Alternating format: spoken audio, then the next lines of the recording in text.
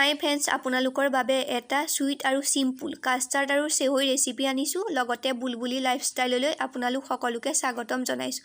ভিডিঅ'টো যদি চাই ভাল লাগে তেন্তে like, comment, share and subscribe কৰি দিব।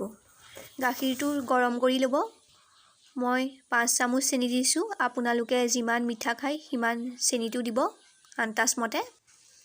গৰম গাখীৰত কাষ্টাৰ্ডৰ পেষ্টটো ভালদৰে মিলাই ল'ব। এতিয়া কাষ্টাৰ্ডৰ পেষ্টটো ভালদৰে মিলাই ল'ব, নহবা গোটা বান্ধি যোৱাৰ চান্স থাকে।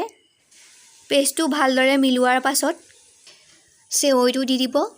মই বনোৱা চেৱৈটো অনাৰ বাবে বেছি টাইম সিজাব লগা হোৱা নাই। আপোনালোকে যদি পেকেটত থকা চেৱৈটো আনে তেন্তে অলপ টাইম সিজাব, সিজা দেখিলে নুমুৱাই দিব।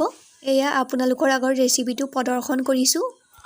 মই আম দিছোঁ, আপোনালোকে যিকোনো ফল মূলো দিব পাৰে, নহবা ড্ৰাই ফ্ৰুটো দিব পাৰে। ৰেচিপিটো সদায় বহুত চুইট হয়, আপোনালোকে এবাৰ ট্ৰাই কৰি চাব।